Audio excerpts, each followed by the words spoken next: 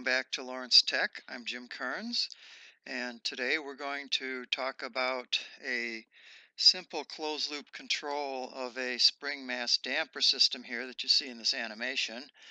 And we're just going to use a straight proportional control, but we'll look at the root locus, or the locus of points with it formed by the roots of that closed-loop equation, or specifically the pole locations, as we change the gain of that controller. And we'll also look at how the location of those roots affects the performance of that system closed loop controller, and we'll look at how we can define regions on that root locus that give us performance that meets certain specifications. So here's our system. We've got a mass here which has a mass of 2 kilograms.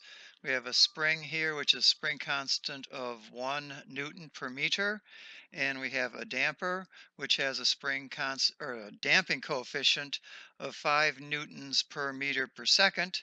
And that's essentially the system that I had in the animation, except for the damping coefficient I made much larger than I had for the animation, just so that we can start out with some real poles instead of complex poles and show the root locus better. And our objective is to design a simple closed-loop position control by applying some force F of t, which is determined by our closed-loop controller, and that will maintain the position of this mass at some desired point. If we quickly run through our equations of motion, the sum of the forces equals mass times acceleration. That's Newton's law. So the mass times the displacement double dot, or the second derivative of the displacement, is equal to the external force minus the damping force, which is the constant b times x dot, or the derivative of displacement, minus the spring constant times the displacement. I can rearrange it here somewhat to make things kind of neater and make it easier to do the Laplace transform. Doing the Laplace transform, if you recall, the Laplace transform of the derivative of x is s times x of s, okay? And I'm ignoring the initial conditions here. To take the second derivative, we multiply by s again, so the second derivative of x is s squared times x of s, and the derivative of x, or the transform of x, is just x of s. The transform of our unknown applied force, F of t, will just simply denote as F of s.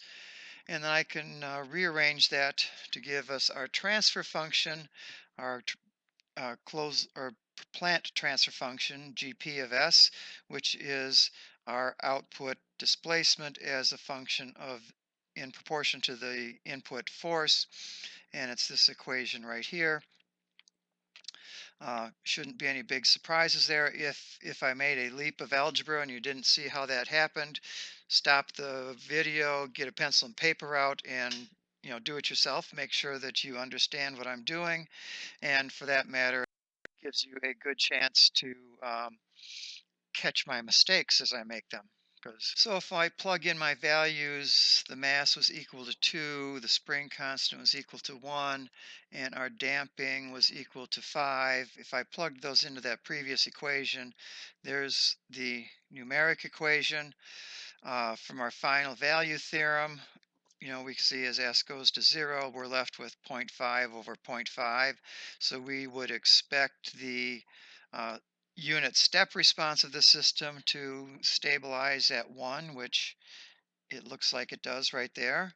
The roots of that denominator, or our poles as they're called, are at negative 2.28 and negative 0.219. We expect the smaller pole, or the pole furthest to the right, closest to the imaginary axis, to dominate our system here. And if we look at 1 over 0.219, we get approximately 4.5. And multiplying that by 4, I get about 18 seconds where I expect this root to be really dominating and affecting. Somewhere in here. Yeah, okay. That's about right. This other root, if we invert that, we get about half a second roughly. So within just a couple seconds, that one's gone. Um, yeah, I'll buy that too. So we get a plot that looks like we'd expect given our pole locations for that open loop response. But let's put this in a closed loop system. Here's our generic block diagram for closed loop system. We have some desired set point R of S. We have our displacement out, that's X of S. We have a feedback system that goes through some feedback transfer function potentially. The difference between our reference and the feedback value is our error. Our error goes into our controller, we'll call GC of S. That calculates the force that we're going to somehow apply to our plant, and there's the plant model there that we created in the previous slide. And from our rules of block diagram reduction, we know that our closed loop transfer function, which is from the reference to our displacement, is all of the blocks in the feed forward direction. GC of S and GP of S are in the numerator, and for our denominator, it's 1 plus the product of all the blocks going around the loop, so it's GC, GP, and H. Well, there's our equation. Here's GP from the previous slides. We said that we're going to use a simple proportional control, so GC is just some constant, and our feedback is just equal to 1. There's no dynamics or no gain in there the way we're assuming our system works right this very minute. Okay, so I can substitute in all of these into this equation, and I get my GCL, and I'm not going to write the S's just because, well, it's a lot of writing and it doesn't add much to the analysis.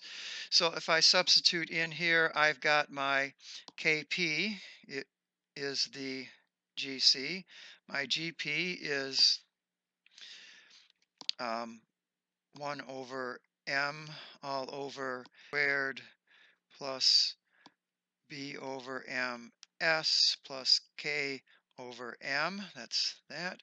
And now our denominator is 1 plus GC is again KP. GP is again 1 over M all over S squared plus B over M times S plus K over M, and our H we said was equal to 1. So that's our closed loop transfer function right there.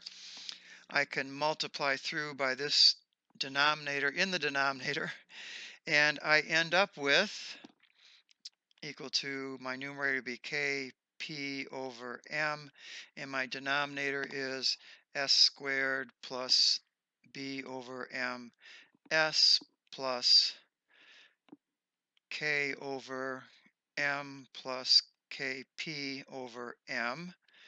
And remember, this K is the spring constant, that Kp is our controller value. Looking at that very quickly, we can see that our static gain, as the limit as S approaches 0, is just going to be Kp over M all over K over M plus Kp over M, and we can divide or multiply through by M and remove all those M's from the denominators of that, and we're left with Kp over K plus Kp. And we can see that in our closed loop form, we're never going to have a gain exactly equal to 1. The bigger we make Kp, the closer and closer it'll come, but it's never quite going to equal to 1. So given this closed loop transfer function, if I put in my numbers, the mass we've specified, the spring constant, and damping, those are all properties of our mechanical system. I'm just going to pick a gain arbitrarily equal to 1 for the fun of it. So if I substitute my numbers in here, I get my GCL equals Kp over M comes to 0.5 over S squared plus B over M is 2.5S, and our other terms add up to 1. And if you recall in the open loop example, this number here was actually 0.5 to give us a static gain of 0.5 over 0.5, which was if we went back to the open loop transfer function. And now our static gain is 0.5 over 1. So that's basically zero point 0.5. So we could argue that, our performance in terms of the static gain has been cut in half. But we don't expect it to, we expect it to change, but in this case we made it worse.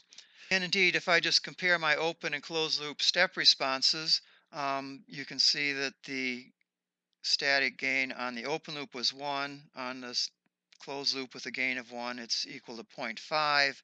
We can compare our pole locations. Open loop, we had that dominant pole at 0.2. Now our poles have moved. Instead of 2.28, we've got 2.0, so it's moved to the right. And instead of 0.219, we've got 0.5, so it's moved to the left. This pole is still going to dominate, but it's almost about twice as fast, actually a little more than twice as fast. And if we look at the time to settle here, we're somewhere on the order of 10 seconds versus somewhere on the order of 20 plus seconds. Um, it's about what we'd expect. So we've made the system faster just by putting that unity closed loop around it, but we haven't really improved the performance, or we've degraded the performance in terms of the static gain. Of course, the reason the static gain was exactly equal to 1 in the original open loop system is because our spring constant was 1. So if we had a different spring constant, we could potentially be making the static gain better than it was. It all depends on how the numbers work out. Now, if I look at the location of these poles, now I've increased my controller gain to 2. Let's look at the pole locations. These were our open loop poles out here, and these are the poles with a gain of 0.5, and now these are the poles with a gain of 2. Okay, so what's happened is, as we increase that gain, these poles are moving inwards along the real axis. And as they move inward, um, the open loop, if you recall, was a lot slower. We're getting a faster and faster response. I think open loop was around 20 seconds out, not even on this plot. So as this dominant pole moves left, our system gets faster, and as our KP gets larger, we're getting a larger or closer to 1 static gain. Kp equals 2.125. At this point, our two poles have moved together and collided. I don't think anybody got hurt in the collision, but nonetheless, they did collide. Our response is just a little bit faster, not a lot. And at Kp equals 5, what happens now is our roots have become complex. Now let's explore that just for a moment. If you remember from the quadratic equation and our denominator, our roots 1 and 2 on this complex S-plane, where we're plotting these as this is the real axis and this is the imaginary axis. I should have said that up front. From the quadratic equation, our roots are minus b over 2m plus or minus 1/2 square root of b over m squared minus 4 times there are k over m plus kp over m. That's our quadratic equation. When kp is small, this term here is going to be smaller than that term there, and we're going to have a pair of strictly real roots because this term inside the square root is positive. When kp reaches that 2.15, I believe it was in the previous slide, this term and this term are now equal, so that square root term goes to 0, and we're just left with our roots right here at this minus b over 2m. And then when kp gets larger, this term goes to be larger than that term, and that leaves us with a negative number under the square root sign. So this part of the root becomes imaginary, and this part of the root is, of course, still real. And at that point, as we vary kp, we're going to be moving up and down this imaginary axis, but we won't be moving to the right or left because the real portion of our root is going to be constant. So what has happened here is that we started out here with this root, it moved over till it hit there, and then it went down complex. This root started there, and it's going like that. And you can probably see what's coming. We just keep moving up in that imaginary direction, and we can see our time to get to the peak here is getting shorter, but our final settling time really isn't changing much between there and there because the real portion is about the same. Kp equals 10. We've just gone further up the imaginary axis. We've got a bigger overshoot. Overall settling time is still somewhere in there. Kp equals 20. You got more of the same. Can draw that line there. That hasn't moved a lot. Our overshoot is getting bigger. Our natural frequency is getting faster. And that's as far as we really need to go to understand the trend. So our roots went like that and like that. So let's look at our transfer function in another way.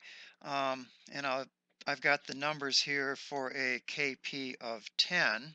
And I can relate these numbers to our often used standard form where our transfer function is written as some static gain k times omega n squared all over s squared plus 2 zeta omega n s plus omega n squared. So from that we can see that omega n squared equal to 5.5.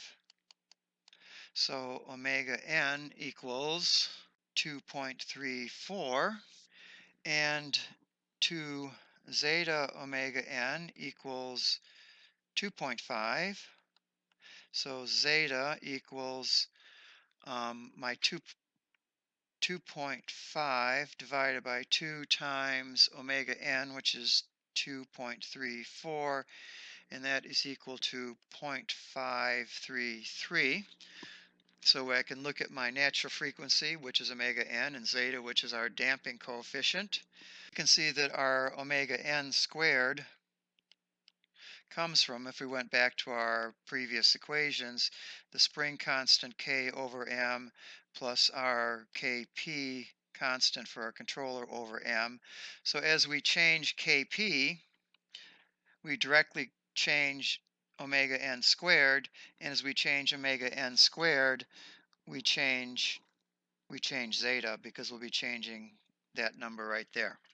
So as Kp gets larger, our natural frequency gets larger, and our damping coefficient is going to get smaller.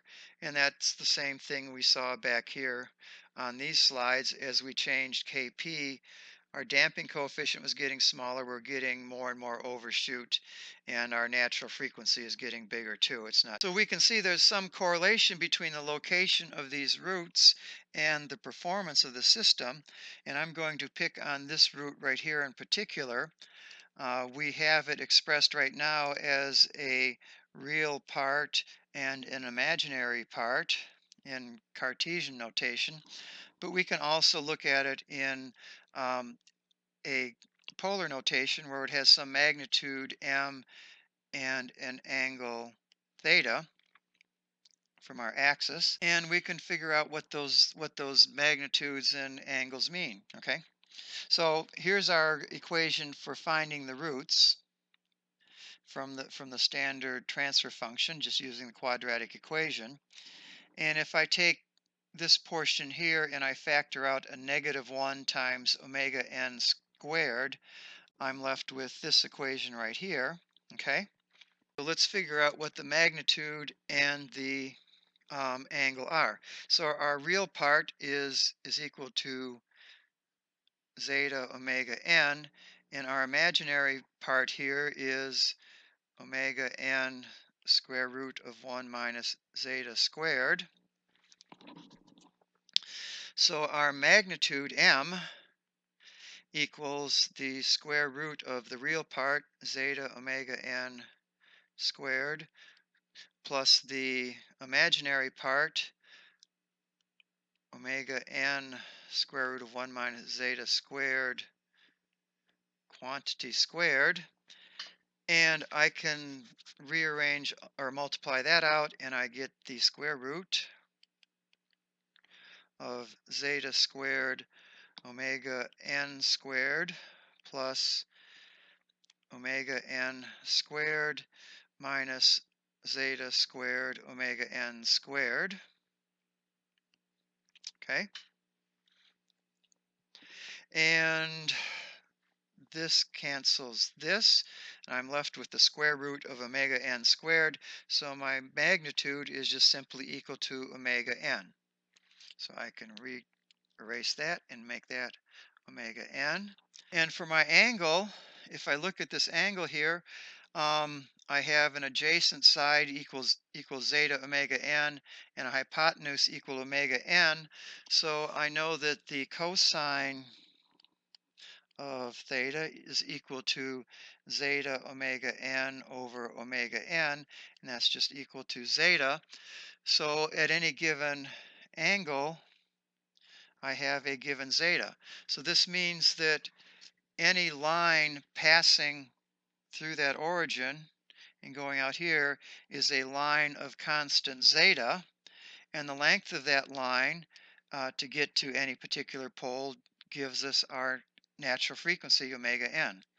So we can, if we have specifications for damping and things that relate to omega n and zeta, we can map out regions on this plane with equivalent behavior. Okay, so again, I'll repeat this, but as I go out this line, my damping coefficient is constant. Okay, so I'll get the same overshoot, but as I go out, I get a higher and higher natural frequency, and then my settling time will go down. We'll run the math on the next couple slides. Okay, so one of our performance specifications is settling time, and we know that for a 2% settling time, that's going to be 4 over zeta omega n. For 1% settling, that's 5 over zeta omega n. And if you recall, the real portion of our complex roots here, this along this line here, this is equal to minus zeta omega n. In this case, it's equal to 1.25. So if I plug 1.25 into these two equations here on the left, I get 3.2 seconds for 2%, and for 1%, I get 4 seconds. And if my specification calls for something faster than those numbers, there's really nothing I can do given this simple controller, because I can't move these poles any further to the left. Because if you recall, they started here, they went till they both became equal, and then they split that way, and nothing I do in terms of changing that k is going to move that real part at this point. But let's assume that we're given a specification of 4 seconds for their 2% settling time. That tells us that we need 4 over zeta omega n less than or equal to 4 seconds. And since the zeta omega n is equal to the real part of our roots, once we've gone complex here, we can say that 4 over the negative real part is less than or equal to 4 seconds. And that means that the negative real part has to be greater than or equal to 1. Okay? So what that translates to is that if we draw a line here at -1, any set of roots, any solution that has roots, all the roots to the left of that line, will meet that settling time, that 2% settling time of 4 seconds. Okay? At our performance specification for overshoot, there's our equation, and we can see that the overshoot is strictly a function of zeta, that for whatever, 10% overshoot, it has to be less than, this whole value has to be less than or equal to that 10%. Sort through this here. I divide both sides by 100, I get e to that whole thing is less than or equal to x over 100. Take the natural log of both sides, I get minus pi zeta over the square root of 1 minus zeta squared is less than or equal to the natural log of x over 100. And if I multiply through by my -1, this gives me a pi over 3 is greater than or equal to the negative log of x over 100. And I square both sides, I get pi squared zeta squared over 1 minus zeta squared equals the natural log, negative natural log, I should say, of x over 100 quantity squared. And I'm going to create an intermediate variable here I'll call z equal to the negative natural log, I don't know why I'm writing h's, of x over 100, just to make for a little less writing here. So this over here becomes z squared,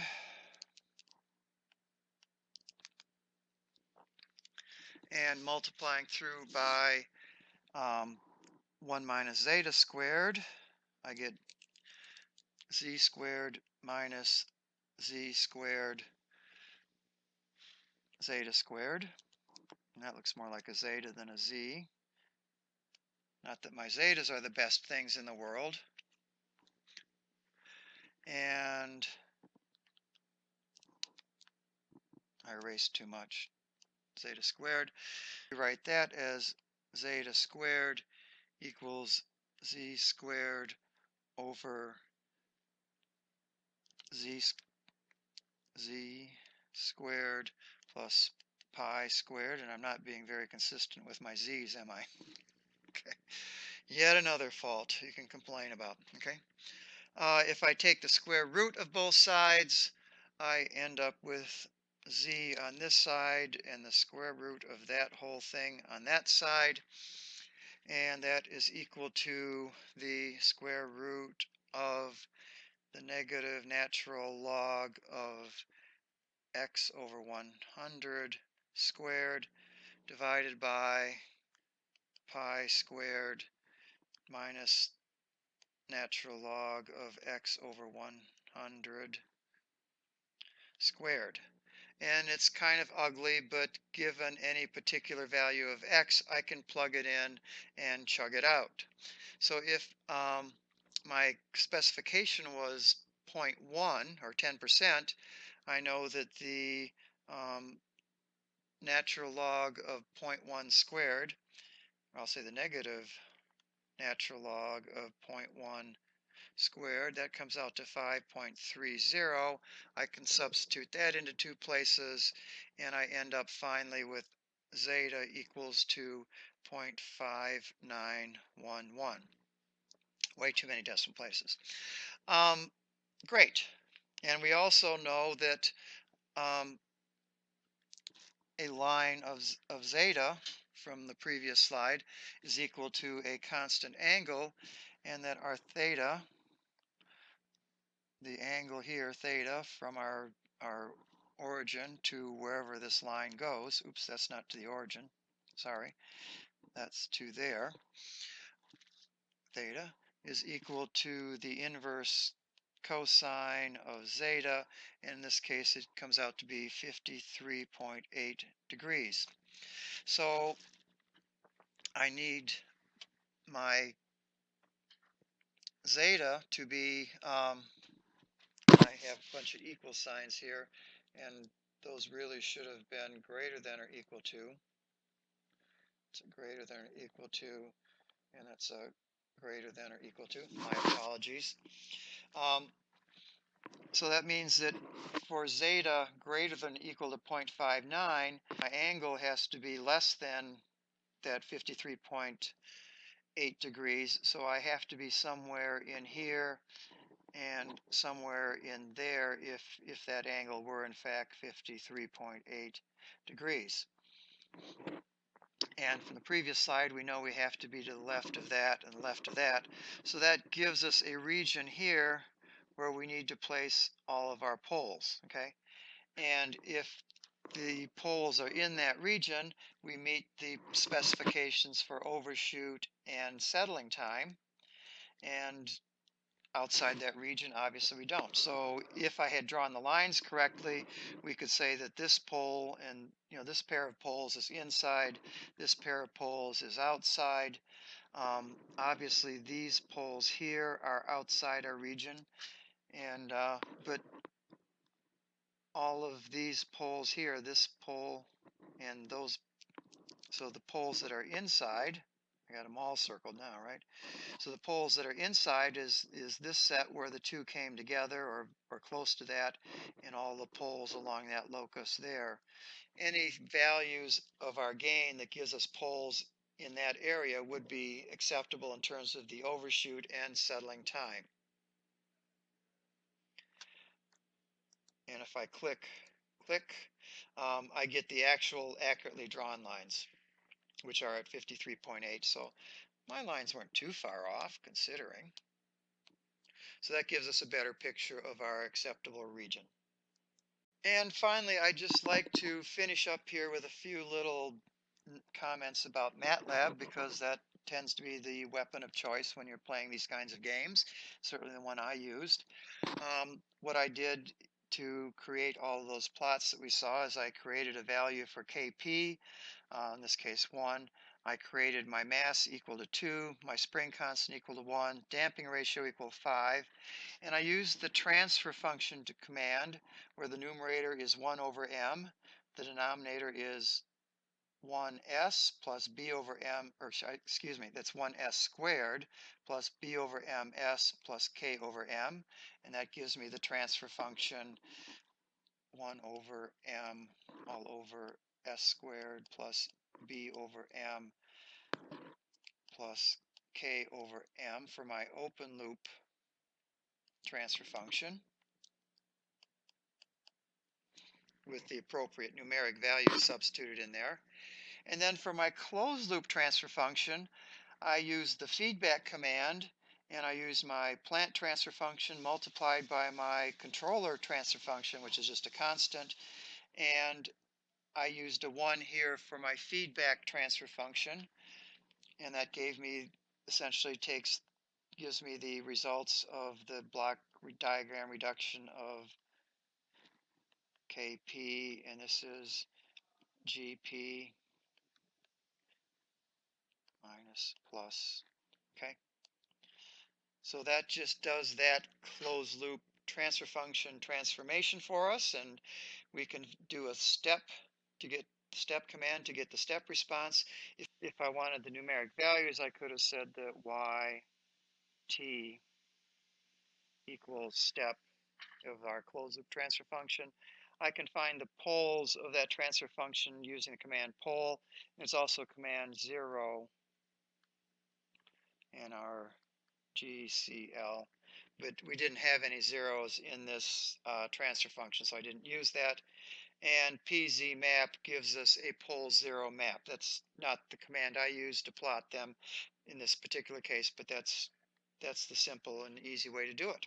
Okay, and I think we've covered that. We showed how we got the pole locations for a simple spring mass damper system in a simple closed loop. We showed how those poles moved as we increased our gain, showed the root locus essentially, or the locations of the points of those roots as that gain changed. We showed how the location of those roots related to the performance in terms of overshoot and settling time, and we showed that they didn't relate to the steady state accuracy. And I think that does it. So If you hung in here all the way, great. Thank you very much. And see you on the flip side. Bye.